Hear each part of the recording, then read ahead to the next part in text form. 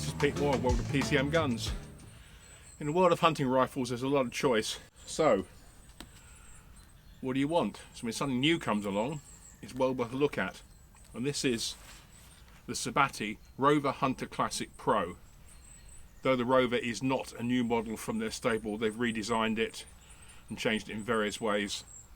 And as you can see, it's quite an attractive looking gun and seems to do the business. The stock looks very nice timber wise, and it's very smooth. It feels like almost like an oil finished piece of wood or something that's been lightly varnished, and it's a little bit slippy. So what Sabatti have done, they've put texturing or checkering, and what it is actually, if you look up close, it's a series of interlocked wires, and it does give some texture, though it's still a little bit on the smooth side. Pistol grip's nice and big and angled back as a sporter should be. The rifle comes up handily and fits nicely. At the rear is a recoil pad. It's about 1 inch thick, which is good. Not you really need a thick recoil pad on something like a 223, which this is. There's an 8mm spacer here, and according to Sabatti, there should be 2 more with the rifle. This is a demo gun, so it just came as it came. And what here appears to be a adjustable comb is actually not. It's a fixed, or it's a semi-fixed unit. There's a screw here that comes out, you lift up, and that's your comb. As you can see here, it's been chopped away. And all you do, if you want to increase the height, you get another comb. And again, I believe that Sabatti offer the rifle with 2 more heights of comb. I've got a medium and a high. Again, this didn't come with it because it's a demo gun, but that's the way it is.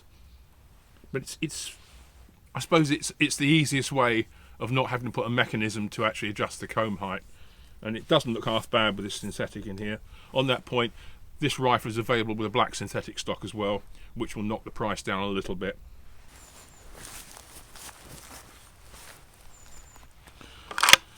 Well, it's very nice. It's chromed, and it has a 3-lug build, so you get a low grip lift angle. Like so, up there about 60 degrees, which is nice under a scope. Safety is a traditional 2-position rolling safety, much like a Remington 700. Push forward, it's fire. It's a red dot exposed. Pull back, it's safe. White dot. And the nice thing is, as well, is that in safe mode you can still operate the bolt, so just really good for unloading. There's a cocked action indicator at the back as well. You can see it, I'll disappear when we shoot. Okay, the trigger is quoted at 2.6 pounds. I found it quite light, tiny bit of take up, but overall quite a nice trigger. Though it says, they don't say it's adjustable, taking the mech out of the stock, you can see that there's a large lock nut surrounding what looks like an adjuster screw, and I think that's a weight screw, so you could, if you wanted to, fiddle about with that bit to see where it goes. Feed is from a polymer magazine. Sabatti saying 223, it's 3 rounds. Where my finger is, that's where the magazine release is. You just press it, mag's full clean. You can get 4 in this easily. Sabatti being smart, they've made a new receiver out of aluminium alloy, and it has integral Picatinny bases here, front and rear. It's all one piece, but they've chopped out the middle, which is a little bit limiting on scope mount. Quite a most unusual aspect of this rifle is the opto wood stock, as I would have called it, and essentially when you take the action out of the stock, what you see is just plain walnut with very little figure. And it's a nice piece of timber. Timber's good for, walnut's a good timber for shotgun and rifle stocks. They can take the knocks and things, but this optowood coating, I believe, is like a transfer, like hydrographics used to do. They should have dipped guns, moderators, things in a transfer that stuck to the gun. And I think it's much the same, because this is not grade 2 or 3 walnut, even though it looks that way. So you might get a bit confused thinking you bought a bargain rifle here in terms of timber when you haven't. And there's nothing wrong with the timber, it works. It's just what they've done. But at least they've had the balls to run up and say optowood finish, which pretty much tells it all. The other thing, opening up the action void, there's no synthetic bedding at all. There's no pillar bedding. The recoil lug, which sits as part of the barrel under here, rather like a Remington 700, is retained by the front action screw, and it goes down into a pocket cut out of the lower action void. Again, there's no bedding or anything around it, but at the rear of that pocket, Sabatti have put a small steel plate, and I think it's to take the recoil. I'd imagine if somebody had this gun, they'd probably get it synthetically pillar bedded as well. But that's what they've done. I suppose, again, much like having cheap combs and things that don't require a mechanism, it's the most cost-effective solution to securing the barreled action within the stock properly. The fore end's rectangular and tapers slightly, and it has a undercut tip, which I'm not a fan of. It's purely visual, doesn't make any difference, it's just me. You can see there's a very generous free float. I can follow it up, and it goes all the way up there, and it's still free, and it floats right up to the reinforce, so which is quite good. The barrel is a standard weight sort of sporter tube in 223, 20 inches long. It comes with a standard 1 in 12 twist, which makes sense, and it's threaded 1/2x28 UNEF, so you can put a moddy on, and there's also a rather fanciful muzzle brake comes with it. Not you need it on a 223, but it's quite an impressive bit of kit. There's sling swivels fore and aft. Overall, handy looking rifle, feels good, looks good, and it sits in price wise in sort of the £1,000 bracket. I've seen these guns for $999, $1,120, $1,100. It's really what shop you go to, basically. The only thing is that if you're looking for a new rifle, this is quite a handy little gun. It's got pretty much everything it needs to have in it. People will compare prices. You look at something like the Ruger's Gen 2 American, or some of the Bergara guns. They're around £700-800, and they're slightly lower price for what they are, and they offer again all the whistles and bells as such. So I'm not sure if people are shopping for Sabatti, and if they're making aware of other things, whether or not they'd think about it. But it is actually quite a nice rifle, and if you like that wood look, which, though I'm not a fan of wood, it does look quite cool. It could just twist you if you want something different from just black synthetic. Okay, let's crack a few rounds off. Got this rigged up with a Steiner 3-18x56 scope. Up front is the moderator off my little 6.5 Grendel. It's a custom job from Barton Road Gunworks. It works equally with 223 and 6.5. So 4 rounds in the magazine, and we'll also see if you can just chuck another round in when you're empty, if the rifle will feed it. So mag clicks in, put it on safe. First round.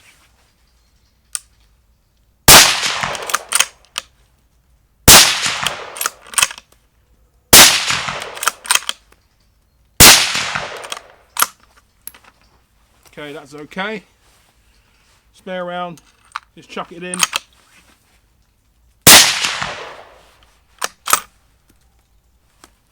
Fine. We like a gun that does that. You need another round to drop in. First at the top, Nozzle of Armageddon, which is just a superb name for a cartridge. 55 grain. ADI, which is Australian, and that is again 55 grain ballistic tip like the Armageddon. The Gecko red box is 53 grain. That's not a bad weight for some rifles. Some like it, some don't. And on the lower right is a hot rod super performance varmint from Hornaday, 53 grain, and it's doing about, I think, a quoted 300-400 or something wicked like that, maybe a bit more. I'm not sure whether or not it's going to suit that rifling pitch, but we shall see. Okay, so we've had 4 loads with varying degrees of success, some good, some surprisingly not. Okay, from the top, the ADI 55 grain, which is a ballistic tip. High was 3,005 feet per second, low was 2876, average was 2944, SD was 64.8, which is quite high. However, the group was 0.774, call it, that's 3/4 an inch. Not too bad, 100 meters. Energy was 1,067 foot-pounds. Not too bad, a little bit on the low side. Gecko 53 grain soft point.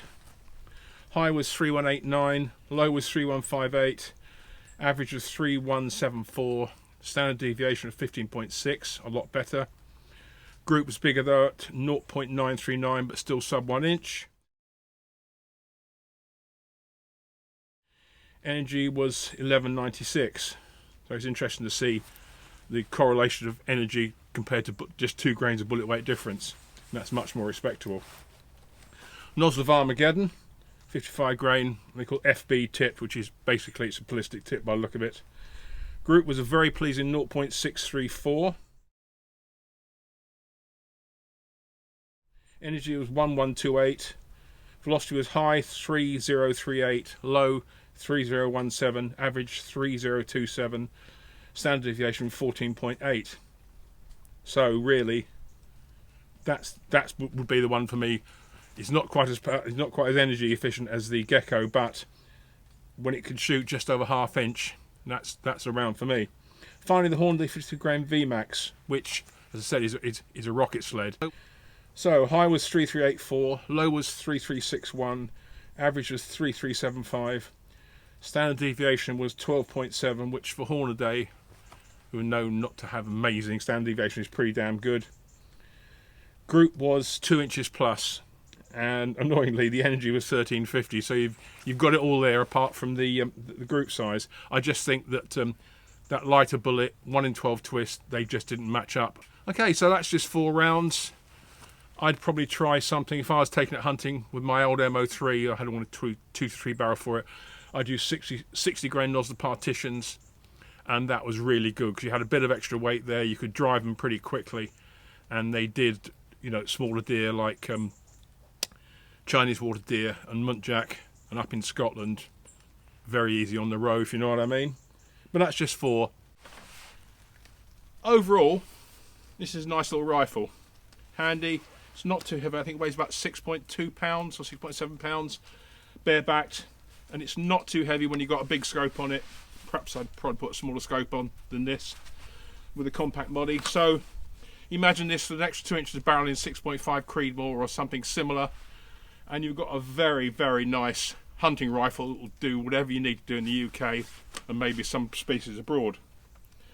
Hope you like that. As always, I did. I love pulling the trigger where it is. Remember to stay soon. Make sure you got your poppy.